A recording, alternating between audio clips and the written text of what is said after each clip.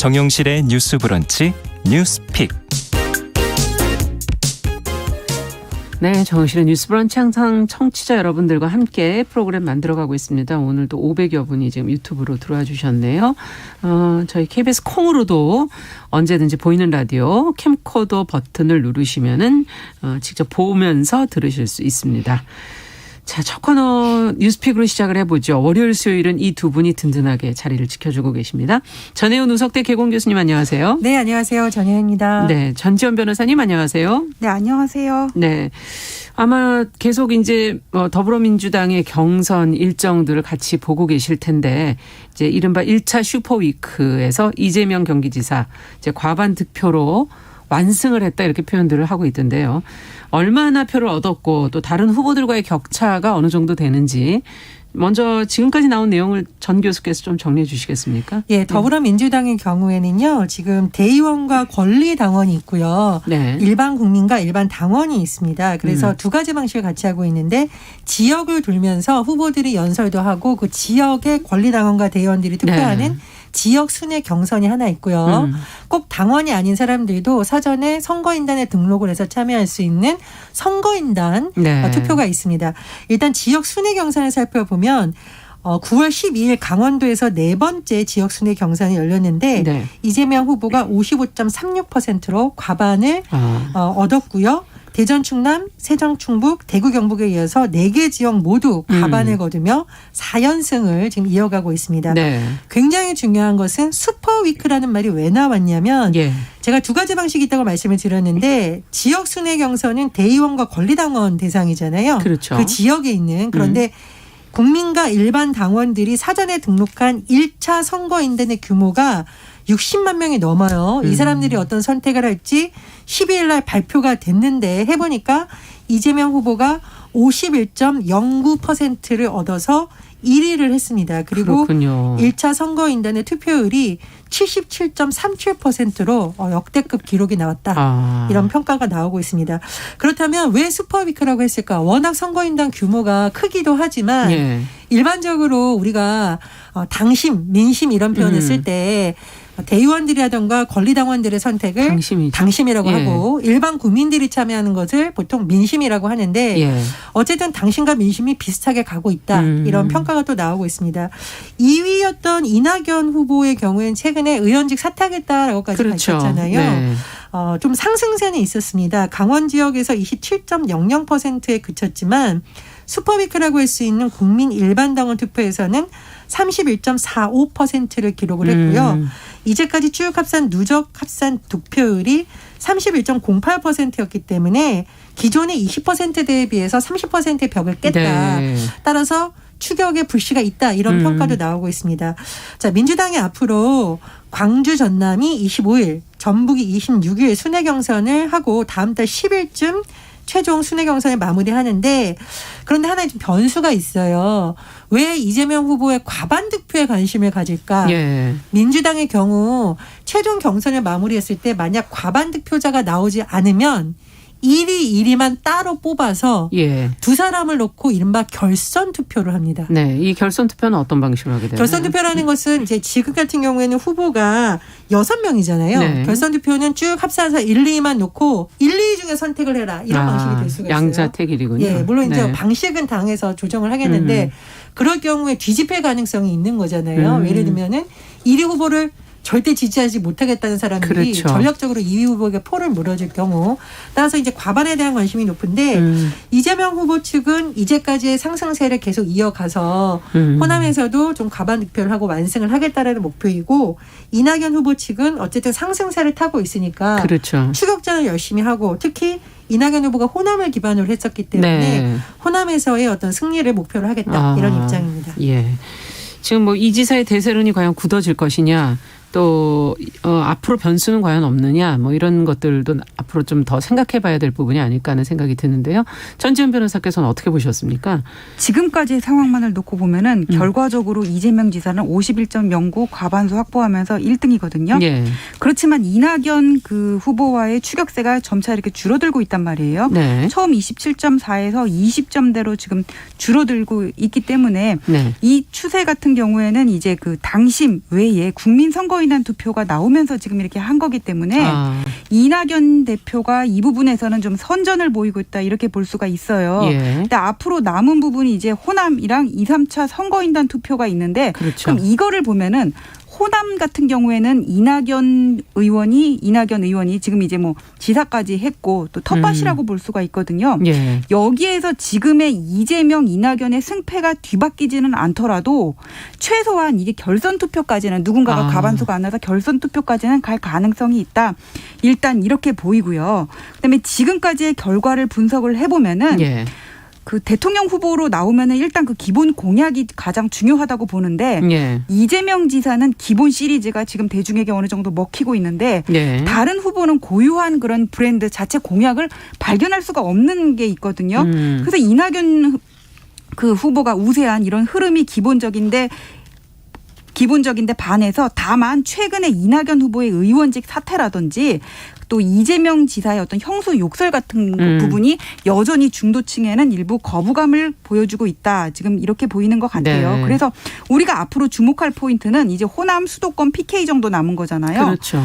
호남 유권자들은 전통적으로 보면은 상당히 어떤 본선 경쟁력이라든지 정치적인 판단을 해왔거든요. 예. 여기서 호남에서의 결과가 어떻게 되는지와 가장 주목해볼 부분이군요. 또 수도권 PK는 계속 이렇게 선거 때마다 균형추의 역할을 했었는데 그렇죠. 최근에 고발사주 의혹이 불거지지 않았습니까? 예. 근데 이 부분이 불거지면서 윤석열 총장이랑 추미애 후보 같은 경우에는 좀 동반 상승을 하는 이제까지 그런 면이 있었거든요. 네.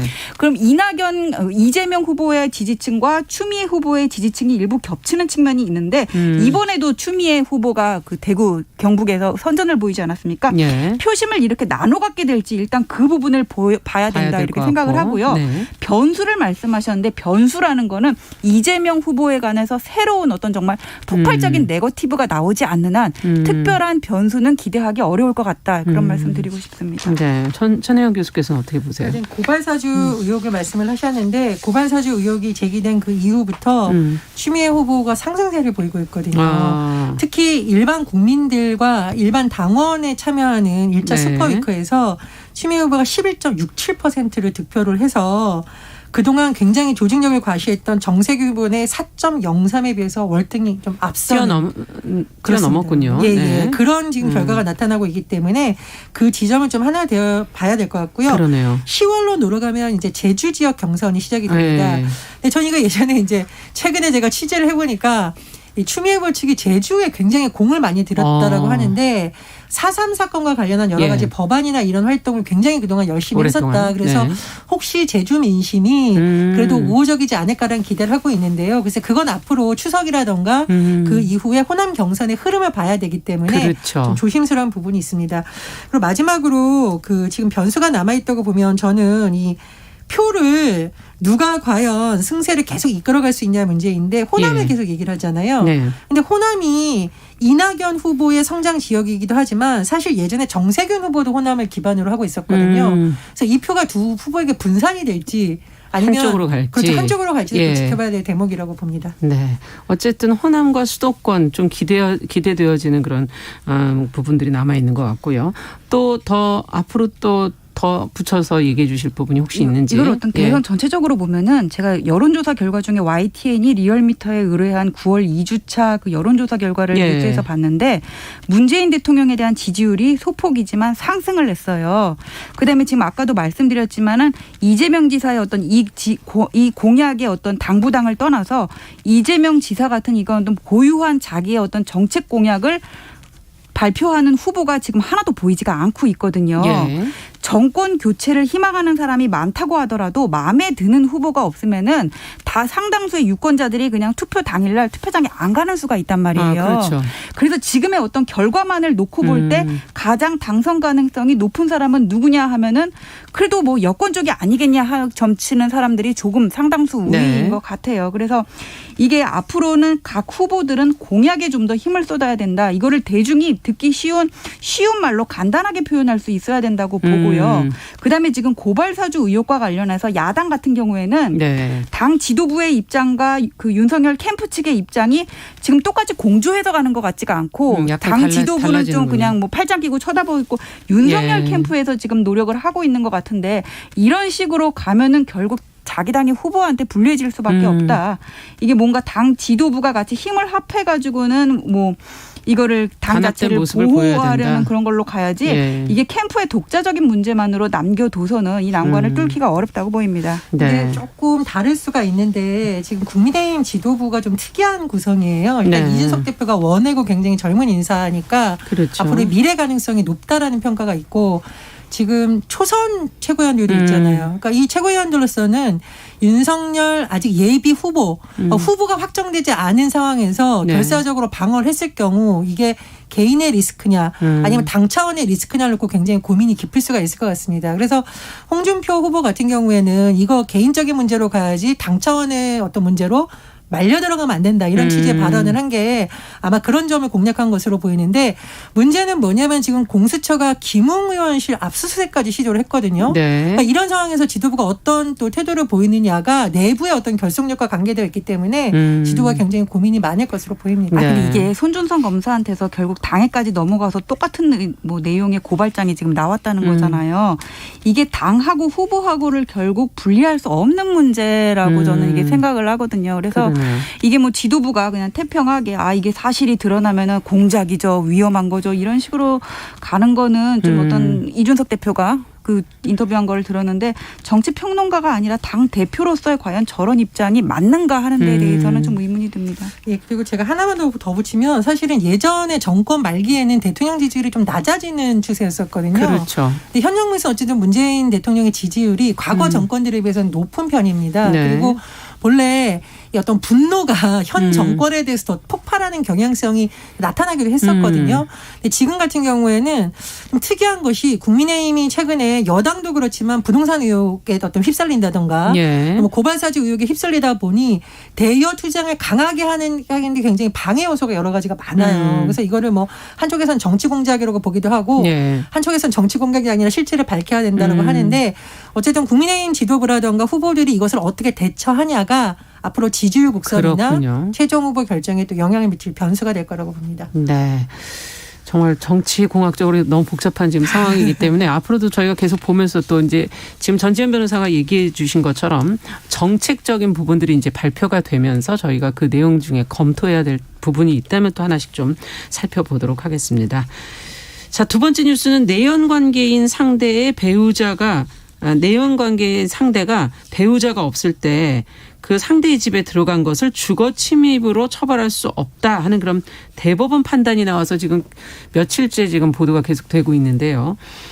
이 사건의 내용은 무엇이었는지 그리고 또 대법원이 왜 이렇게 판단을 한 것인지를 먼저 전지현 변호사께서 좀 정리해 주시면 저희가 같이 한번 내용을 들여다보겠습니다. 이 대법원 재판에 변호인으로 저 친구가 이제 참여를 했었거든요. 그러셨어요. 예. 그래서 전화 판결에 네 이름이 올라간다 그래서 축하를 해줬던 그런 기억이 있는데 이게 내용을 설명드리자면 어떤 사람이 유부녀랑 이제 불륜 관계였던 거예요. 예. 그래서 이제 그 집에 남편이 없는 날 이제 몇 번을 들어갔다고 해요. 네. 그런데 이게 조금만 눈치가 있는 사람 같으면은 집안에 누군가 머물고 간 흔적은 눈치를 챌 수가 있거든요. 그렇죠. 그다음에 또 요즘 같은 경우에는 아파트 들어가는 입구부터 다 CCTV가 있기 그렇죠. 때문에 어렵지 않게 확인을 할 수 있었을 거예요. 그래서 네. 이분이 어떤 경위로 이걸 알아챘는지는 제가 확실히 모르겠는데 알아보니까는 웬 남정네가 내가 없는 새에 우리 부인만 있는 집에 몇 번을 이렇게 들어가더랍니다. 그래서 이분이 이 남정네를 고소를 했습니다. 남정네라 그러니까 좀 웃음이 나네. 이 내연남, 남정네, 내연남이라고 할게요. 내연남이 1심에서는 주거 침입이 맞다 그래서 징역 6월에 집행유예 2년 해가지고 유죄 판결을 받았어요. 유죄 판결 1심에서. 예, 이게 네. 주거 침입을 왜 인정을 했냐 그러면은 종전의 판례가 남편이 없는 집에 들어갔다고 하더라도 그 집에 사는 사람은 내연녀와 그 남편 둘이잖아요. 네. 주거권자가 둘인데 만약에 이 남편이 내연남이 내가 없는 동안에 집에 들어간다 그러면은 당연히 반대를 했을 그렇죠. 거 아니에요. 추정적 의사에 반하는 거고 이건 주거권자의 어떤 주거의 평온을 해친다. 이렇게 봤단 말이에요. 그래서 주거 침입이다. 예, 예전에는 그렇게 봤었는데 그런데 우리가 좀만 생각을 해보면은 과거에 간통죄라는 게 있었는데 없어졌단 말이에요. 네. 이건 어떤 개인의 내면한 영역에 국가 형벌권이 개입하는 것은 위헌이다. 그렇게 돼서 이제 폐지가 된 거거든요. 네. 그럼 같은 논리로 그 사람의 추정적 의사라는 거를 법원이 굳이 유추를 해가지고 미루어 짐작해서 이 사람의 추정적 의사에 반하는 거고 있지도 않은 사람을 상정해놓고 주거권자의 평온을 침해했다. 이러는 거는 좀 지나친 논리적인 비약이라고 볼 수가 있는 거잖아요. 그래서 변호인단에서 이 부분을 이제 적극적으로 변론을 해가지고는 결국은 기존의 판례를 뒤집었습니다. 그렇게 된 거군요.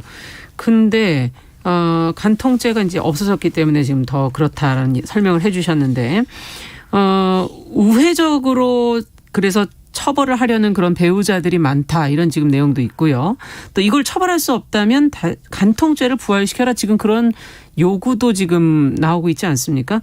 두 분은 이번 판결 간통죄 부활 요구 이런 것에 대해서는 어떻게 바라보고 계시는지. 간통죄를 부활하는 것은 쉽지가 않죠. 그렇죠. 굉장히 오랜 시간 논의가 됐던 거고 또 위헌 판결이 났기 때문에 부활하기 쉽지 않다고 보고요. 다만 이제 민법상 손해배상하는 것은 지금도 하고 있죠. 그런데 이제 지금 사안 같은 경우는 주거 침입죄가 성립되느냐 안 성립되느냐를 본 거잖아요. 여기에서는 그렇죠. 판결에서. 네, 제가 좀 이 관련 보도를 꼼꼼하게 봤는데 여러 사람이 같이 사는데 그 같이 사는 사람의 동의를 구하지 않고 집에 들어온 것을 주거 침입죄로 본다면 만약에 이런 경우가 성립될 수 있다는 겁니다. 부모님하고 자녀가 같이 살아요. 다 거기에 거주하는 공동거주자죠. 그렇죠.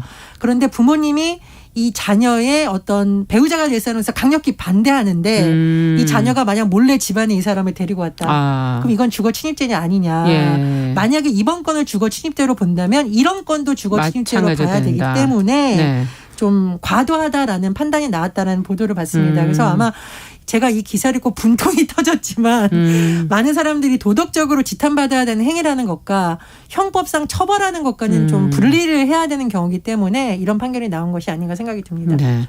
어떻게 보세요, 전지현 변호사께서? 아니 근데 저는 이 사람을 주거 침입으로 처벌할 수 없다고 해서 왜 간통죄를 부활하자는 요구가 나오는지 좀 이해가 안 가거든요. 이 사람을 처벌할 방법이 없지 않느냐 그러니까 이런 의미겠죠. 간통은 나쁜 거니까 어떻게든 처벌을 해야 되는데 왜 용서해 주냐 지금 이런 기본적인 인식에서 비롯된 것 같은데요. 그리고 또 하나는 뭐 불륜을 조장하는 거냐 뭐 이런 의사들도 있죠. 아니 이거 주거 침입으로 처벌하지 않는다고 해서 불륜 조장 안 해요. 어차피 불륜을 할 사람들은 다 하는 거고 간통죄로 처벌한다고 해가지고는 뭐 그냥 벌금 집행유예 정도지. 과거에도 정말 간통죄라는 게 어떤 뭐 유명무실화 됐기 때문에 결국은 여러 가지 이유로 이제 폐지가 된 거거든요. 그래서 이렇게 간통죄라도 다시 부활해가지고 처벌해야 한다는 거는 기본적으로 동의를 할 수 없고. 형벌이라는 거는 가장 마지막에 개입을 하는 거거든요. 근데 우리나라에는 조금 이렇게 뭔가 좀 잘못 사람들이 인식을 하고 있는 부분이 뭐냐면은 안 좋은 거, 잘못된 거를 하는 사람은 반드시 어떤 형사적인 처벌을 받고 구속이 돼야 된다고 생각을 하는 게 있는데 그렇게 가야 되는 거는 아닌 거거든요. 그래서 차라리 이런 어떤 간통이라든지 이런 거에 대해서 응징을 해야 되는 부분은 분명히 있는 거거든요. 근데 우리나라는 제가 이렇게 많이 상담을 해보면은 어떤 분들이 이렇게 남편이 바람핀 증거를 가지고 와서 이 정도면은 내가 이놈을 정말 가진 옷만 입혀놓고 내쫓아버릴 수 있는 거 아닙니까? 이렇게 물어보는 경우들이 있는데 그게 아니거든요. 그 사람이 바람을 펴서 부인한테 상처를 줬다고 하더라도 위자료 따로 재산분할 따로 해요. 재산분할은 정말 그 루틴하게 그렇게 인정이 되는 거고 뭐 몇십 %씩. 그다음에 위자료 같은 거는 옛날에 어떤 경우가 있었냐면은 남편이 자기가 내연녀하고 이렇게 성관계하는 거를 동영상으로 찍어서 휴대폰 동영상으로 이제 가족들이 본 적이 있었거든요. 컴퓨터에 올린 거를. 그 영상이 그때는 간통죄가 있어서 경찰서에서 이게 발각이 됐는데 그럼에도 불구하고 위자료는 5천만 원 정도밖에 인정이 안 됐단 말이에요. 그래서 이게 어떤 그러니까 부부간의 어떤 신의 부부간의 어떤 성실 의무를 저버리고 이렇게 배우자에게 상처를 줬으면은 네. 그걸로 이렇게 이혼을 하거나 할 때 차라리 위자료를 많이 주게끔 해가지고는 응징을 하는 편이 서로한테도 합리적이고 한 거지. 간통죄 부활해봤자 뭐 이 사람은 그냥 전과 기록만 남는 거고 그 이외의 불이익은 별로 없는데 굳이 이거 부활시켜서 뭐 하게요. 또 어차피 위헌 나올 텐데. 그래도 어쨌든 잘못된 것은 처벌해야 되는 거 아니냐는 게 국민적 법감정이 아닌가 하는 그런 생각도 넘겨 짚어보게 되고요. 끝으로 두 분께서 한 말씀씩 네, 해주세요. 맞습니다. 그러니까 도덕적으로 응징을 해야 되는 거고 뭐 비판을 피할 수는 없겠죠. 그렇죠. 그런데 변호사님 말씀해 주시지 이것을 형법상으로 그러면 그렇죠. 침해 어느 정도 침해하느냐까지 쟁점이 된 걸로 보이고요. 참고로 이제 저도 제가 아는 분이 이 이혼 상담을 많이 하는데 굉장히 많은 분들이 찾아온다고 해요. 예. 근데 여성분들의 경우에 대다수가 울면서 이 변호사가 같이 욕을 해준답니다. 1시간 동안. 거기서 오히려 위안을 받는 경우가 많다. 그래서 참 이 도덕적인 부분과 법적인 부분이 일치하기가 참 어렵다 이런 생각이 듭니다. 그러니까 이혼 전문 변호사로 인기가 있으려면요. 물론 뭐 어떤 법적인 스킬 그런 거는 기본이고 어떤 분들을 이렇게 의뢰인들이 좋아하냐면은 막 이렇게 본인의 어떤 그 울분을 같이 해소해 주는 사람들이 있잖아요. 예, 쌓인 게 그동안 어떤 많으셨던 결혼 생활을 거죠. 경험해 보니까 네. 여성분들이 또 그런 걸 또 이제 잘하는 경우들이 많아요. 타인에게 공감을 하고 말씀하시니까 또 이제 그런 게 생각나는데 어쨌거나 저는 이번 판례는 주거 침해를 이미 외출하고 없는 남편의 추정적 의사를 끌어다 가지고는 주거 침입을 인정하는 거는 잘못됐다는 생각을 예전부터 그러네요. 했거든요. 네. 그래서 이 판결은 제대로 나온 것 같습니다. 전지현 친구 화이팅 잘했습니다.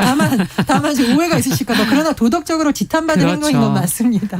한마디만 더 맞아요. 붙입니다. 그 감정도 저희가 또 같이 헤아려야 할 부분인 것 같네요. 자, 지금 이문희님께서 세상에서 제일 재미있는 전지현 변호사님 이렇게 적어주셨네요. 감사드립니다. 자, 뉴스픽 전지현 변호사 전혜영 교수 두 분과 함께했습니다. 말씀 잘 들었습니다. 감사합니다. 감사합니다. 자, 정용실의 뉴스 브런치 듣고 계신 지금 시각 10시 28분 향해 가고 있고요. 라디오 정보센터 뉴스 듣고 오죠.